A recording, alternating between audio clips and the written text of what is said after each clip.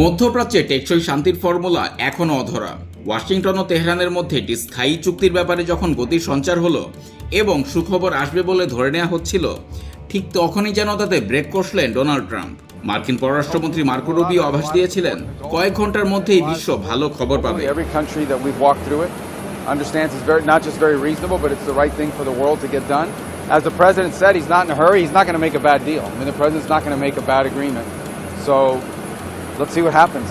We're going to give diplomacy every chance to succeed before we explore the alternatives. কিন্তু দিন শেষ হওয়ার আগেই সেই আশাবাদের রাশ টেনে ট্রাম্প তার ট্রুথ সোশ্যালে স্পষ্ট জানিয়ে দিলেন তাড়াহুড়ো করে কোনো চুক্তিতে সম্মতি দেয়া হবে না এবং সই হওয়ার আগ পর্যন্ত ইরানের উপর মার্কিন অবরোধ পুরোপুরি চালু থাকবে। গত 8 এপ্রিল থেকে চলা ভঙ্গুর যুদ্ধবিরতির মাঝে মধ্যস্থতাকারীরা একটি খসড়া চুক্তি তৈরি করেছেন। ফার্স্ট নিউজের তথ্য অনুযায়ী চুক্তি শর্তে রয়েছে যুক্তরাষ্ট্র তেহরানের আটকে থাকা সম্পদ ও বন্দরগুলোর অবরোধ সাময়িকভাবে মুক্ত করবে, যার বিনিময়ে ইরান হরমুজ প্রণালীতে নিজস্ব ব্যবস্থাপনায় জাহাজ চলাচল স্বাভাবিক করবে। ইরানের প্রেসিডেন্ট মাসুদ পেজেশকিয়ানও নিশ্চিত করেছেন তারা কখনো পরমাণু অস্ত্র তৈরি না করার নিশ্চয়তা দিতে রাজি। তবে মূল জটিলতা তৈরি হয়েছে ইসরায়েল প্রধানমন্ত্রী বেনিয়ামিন নেতানিয়াহু ও ট্রাম্পের অনড় অবস্থান নিয়ে।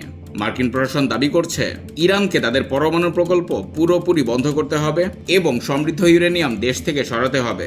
অন্যদিকে ইরান এই প্রধান দুটি বিষয় নিয়ে আলোচনা আগামী 60 দিনের জন্য পিছিয়ে দেওয়ার পক্ষে। আর ঈদ লাগছে মনে ঠিক আসবে মানে সব